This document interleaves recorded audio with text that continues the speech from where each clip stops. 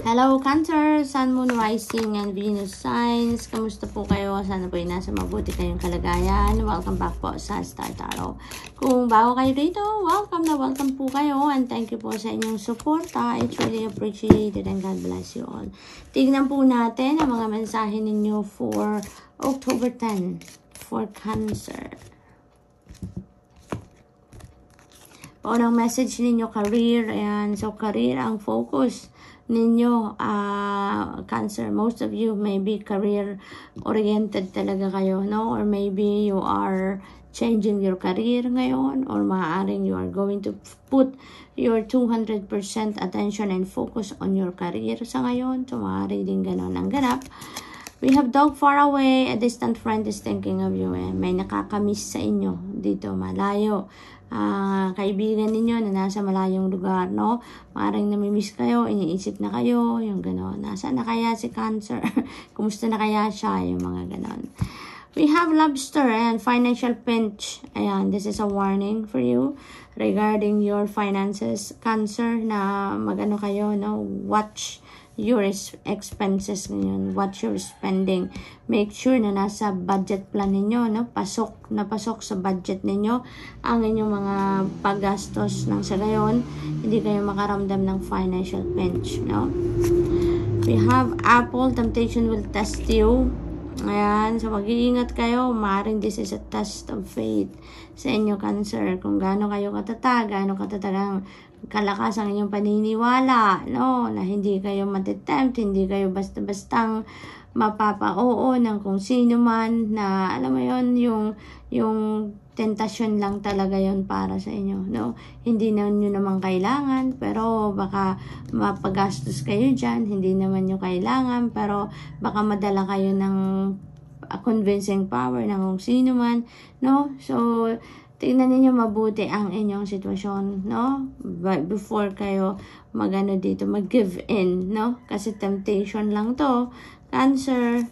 We have both. Wow, napakaganda naman. Isang barkong kaperahan, no? Ang maaring dumating sa inyo dito, Cancer. There's money or property through an inheritance, winning or windfall. Ayan. So, maaring inheritance ang parating sa inyo, maaring malaking pera, regalo, maaring ganon, ano? Hindi ito galing sa pinagtrabahuan ninyo. This could be inheritance. Maaring panalo ninyo ito sa mga game of chance, or maaring basta-basta na lang itong dadating babagsak na pera sa inyo. Maaring may magre-regalo, maaring alam mo yun, yung basta na lang may dadating, no? Pero hindi ito galing sa pinagtrabahuan ninyo. So good luck to that, Cancer, no? Sana nga, Cancer, dumating na to na boat of money ninyo, no? We have vacation, and you may need to take a vacation right now. Maaring kailangan, siguro kasama ninyo to, si distant friend ninyo, no? Yung kaibigan ninyo na yan. So, maaring aayain kayo niyan na magbakasyon kayo, or maaring siya yung aayain ninyong magbakasyon. Maaring ganon, no? So, this is a must vacation for you kasi you are so focused on your career. You've been working so hard, no? So, you deserve a vacation. We have August. Ayan. So, tapos na ang August. Kaya maaring, this is August next year, no? Maaring yung bakasyon na to is pinaplano ninyo siguro yung bakasyon na to be in August next year then, no? Maaaring ganun ang sitwasyon ninyo dito, Cancer. Para may pinaplano kayong gagawin dito around August next year. What else? We have Barrel. Ayan, you feel something is lacking in your life, perhaps love, money, or gold. Ayan, you know what? Yung lack mindset na yan, yung LACK na yan na nararamdaman ninyo, hindi makakatulong yan sa inyo, Cancer. Kasi 'di ba, lalahanin ninyo na yung thoughts natin and yung feelings natin and emotions are very powerful. Kung anong naiisip natin, yan ang nararamdaman natin. Kung anong nararamdaman natin, that translates in our 3D reality. Yun ang na-welcome natin, yun ang na-attract natin towards our life. 'Di ba? Kaya i-transmute nyo na ako, no? Kung ang nafe-feel ninyo may kulang kayo, kay pera man yan, love man yan, goals man yan, whatever it is, no? Transmute na natin yan, Cancer, na lack no, na nararamdaman ninyo into prosperity and abundance, no? Nang sa gayon, prosperity and abundance, ma-attract ninyo sa buhay ninyo. Hindi ninyo ito matatanggap si both energy kung meron kayong lack mindset, no? Blockage ito, magiging blockage ito sa lahat ng blessings na parating sa inyo, Cancer. Kaya make sure na ma-manage na ninyo yung nararamdaman ninyo ito. I-transmute nyo na to because this is negative feelings, no?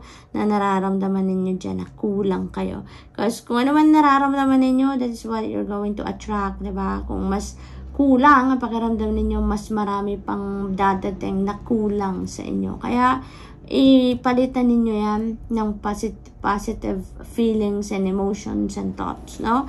Prosperous lang, prosperity and abundance lang ang isipin ninyo. Nang sa gayon, ma-attract ninyo to si both, no?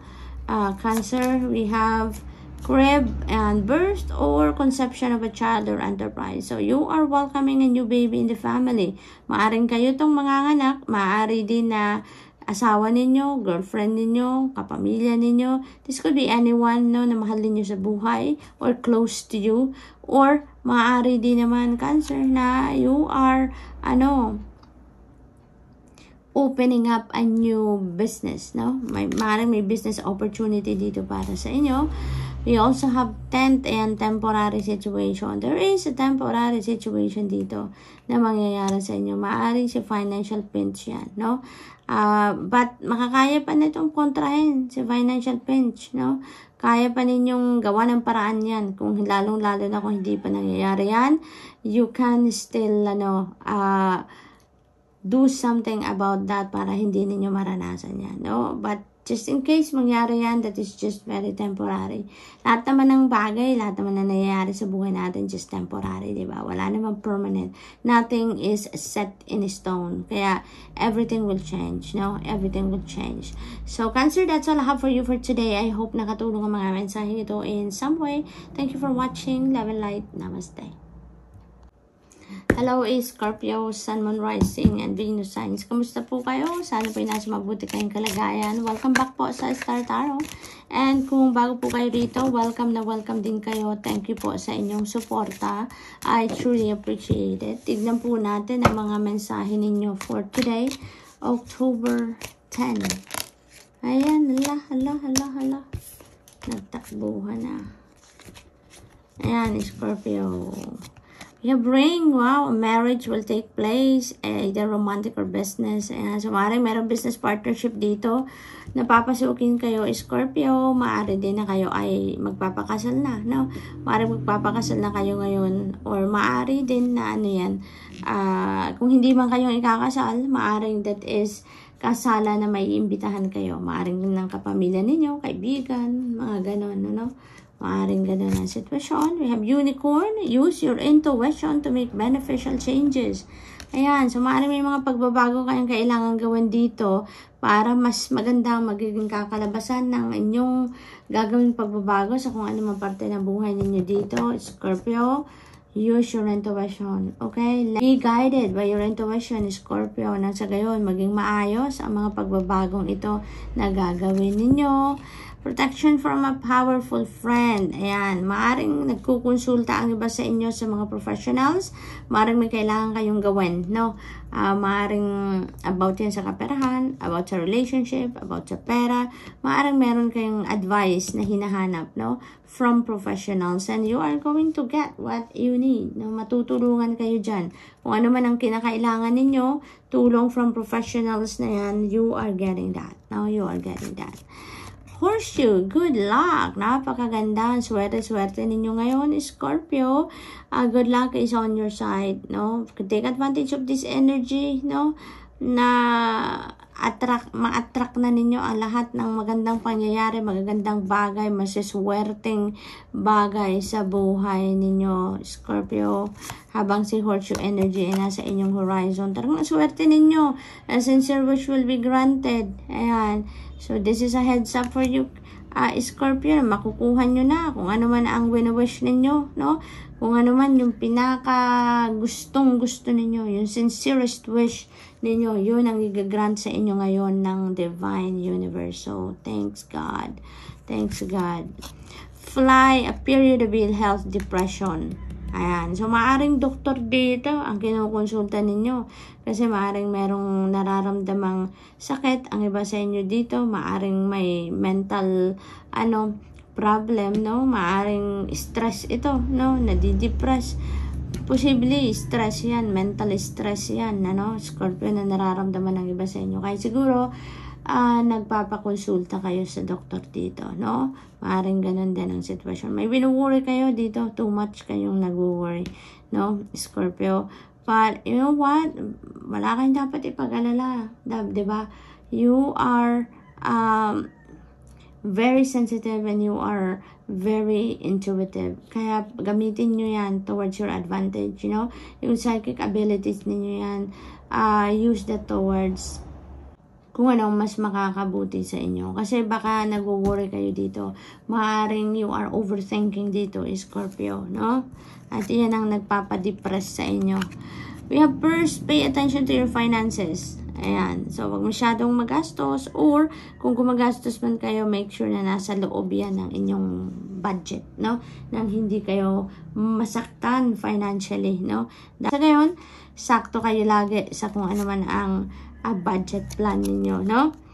In need of help, assistance, and guidance. Ayan. So, maaari talaga na may sitwasyon kayo na kailangan ninyo dito ng advice, no? Maaring professional advice talagang kailangan ninyo dito.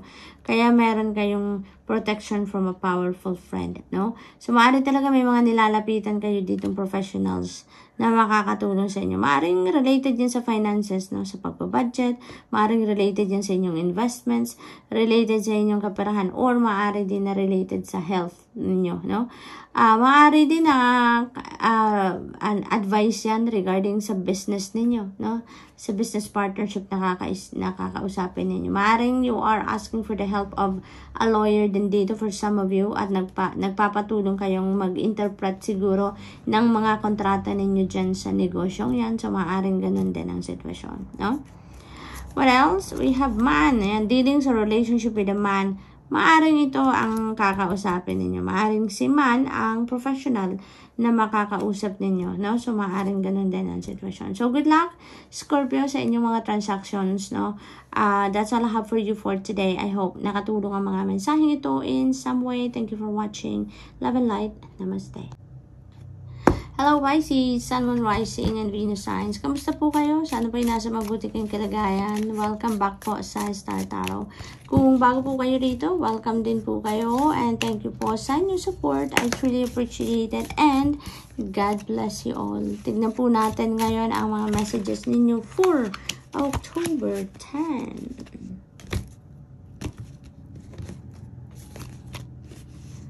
Pisces, we have arrow, and you are on the right path regarding some aspect of your life. Maaring ang iba sa inyo dito, Pisces, maybe you are praying for confirmation, maaring you're praying for a sign, kung nasa tamang direction nga ba kayo, kung tama nga ang ginagawa ninyo sa ngayon, if you're doing the right thing regarding sa endeavor ninyo. So this is a confirmation. This is the answer na you are on the right path. So you have nothing to worry about. Wala na kayong dapat ipagduda pa because tama ang ginagawa ninyo. You are on the right direction. What else? We have Cain. Pay attention to your health, Pisces. Okay? Maaring matagal na kayong busy, Maaring marami na kayong siguro kulang kayo sa tulog, hindi kayo nakakakain na maayos, So now is the time for you to take care of yourself, take care of your health, pay attention to the food that you eat, pay attention doon sa sa stress level, babaan, alisin na yung stress na yan as much as possible, Pisces. Do whatever you can para mapagalagaan ang inyong pangangatawan, ang inyong kalusugan. Okay? Maaaring nga iba sa inyo dito, long overdue na yung blood work. Maaaring matagal na kayong nagpaplano magpa-blood work pero hindi natutuloy dahil sa dami ng ginagawa siguro ninyo. Hindi kayo makahanap ng oras, para makapagpa-blood work kayo. Pisces, maaaring ganun ang sitwasyon. Maaaring meron na kayong appointment sa doktor, lagi ninyong pinupostpone. Maaaring ganun. Maaaring annual check-up na ninyo, due na ang annual check-up ninyo, hindi ninyo nagagawa dahil mas priority ninyo ang ibang bagay, no? So, maaaring ganon. So, ngayon, this is a reminder for you, Pisces, no? Pay attention to your health. It's about time na maging conscious ka, maging aware ka sa lahat ng bagay, no? Sa pangangalaga ng inyong kalusugan. Health is wealth, okay, Pisces? Caterpillar, things will not always be this way. Change is coming. Napakaganda. Napakaganda. I'm really loving this energy para sa'yo. Magbabago na ang lahat, no? Magbabago ang lahat, or maaaring may magbabagong ibang parte lang ng sitwasyon ninyo, ng buhay ninyo dito, Pisces. So this is really beautiful, no? Mayroon transformation, change na padating sa buhay ninyo, no? Kayo lang tayong nakakaalam kung ano to, kasi maaaring kayo din ang maggagawa ng pagbabagong ito, maaaring plinano din ninyo ito, no? We have owl na yan. Good advice from a wise person. Ayan, so maaaring meron dito mag-a-advise sa'yo na taong seasoned na in life, na seasoned na in terms of experiences in life. So maaaring regarding yan sa health, no, na-advise sa inyo ng taong ito. Maaari din na advice ito ng taong ito regarding dito sa endeavor ninyo, no, na pinaplano pa lang, or maybe yung gagawin ninyo na. So that's really good. We have Camel, persevere and you will overcome problems. Ayan, pagsikapan ninyo, pagtiyagaan, pag-isipang mabuti, no? At pasasaan ba't masusolusyonan ninyo kung ano man ang problema na pinagdadaanan ninyo, Pisces. Totoo naman, wala namang problemang hindi natin kayang solusyonan. Kaya, konting tiyaga lang, konting diskarte lang at pasasaan ba at masusolusyonan ninyo kung anong problema ninyo. Remember, things will not always be this way. Lagi nagbabago ang lahat. Kaya kahit problema ninyo, magbabago din yan, no? It will change for the better, no? It will change for the better. So, what else, Pisces? Stork, news of a birth or a new business opportunity. Napakaganda. Kaya may magbabago din ang sitwasyon sa pamilya ninyo, Pisces. Kasi maaring meron nang manganganak sa inyo. Maaring meron nang mag-welcome ng bagong baby sa pamilya. Maaring kayo mismong manganganak, maaring kayo yung maaring asawa ninyo or girlfriend ninyo manganganak, maaari din ganon, or this could be anyone in the family or someone close to you, to your heart, no, na manganganak. And maybe there is also news of a business opportunity na parating sa inyo, Pisces. Maaring may mag-o-offer sa inyo. Maaring yung business opportunity na to, maaring ito yung hinihinian ninyo ng sign. Kasi maaring kinoconsider nyo itong kunin or pasukin talaga ang business opportunity na to, and maybe you're asking your spirit team if that is the right thing to do for you. No, Pisces? What else? We have spare and heartache over what you no longer have. Ayan. So, maaaring ang iba sa inyo dito, no, talagang you're still dwelling on what you don't have anymore. Or kung sino man ang nawala na sa buhay ninyo, maaaring nandun pa rin ang puso ninyo, no? Wala na, nakalipas na yan. Nangyari na yan, tapos na yan, nawala na siya sa buhay ninyo. Or nawala na ang kung ano man sa buhay ninyo. But, maaaring meron pa rin heartache kayo na nararamdaman dyan, no? Pisces, we have moon, changes in your life. Ayan, dalawa na ang ating change card. Ayan, so talagang malaki ang transformation na mangyayari dito sa inyo, Pisces, no? Changes in your life. Ayan, change is coming. So talagang maraming pagbabago ang maaaring pinaplano ninyo dito or gagawin ninyo dito, no? Sa buhay ninyo. Paring massive change, no? Massive transformation sa buhay. We have shield, and you need to defend yourself. Ayan, may mga sitwasyon dito kayo na kailangan ninyong depensahan din ang sarili ninyo, no? So, maaring sa sa business partner ninyo to, maaring sa kaibigan, maaring sa kapamilya, no? Na sitwasyon na to, na kailangan ninyong depensahan, no? Depensahan, lalo na kung alam niyo naman na wala naman kayong kinalaman dyan, hindi kayo responsable para dyan, no? It is not your liability. So, talagang depensahan ninyo ang sarili ninyo. Okay? Pisces, good luck. And that's all I have for you for today. I hope nakatulong ang mga mensaheng ito in some way. Thank you for watching. Love and light. And namaste.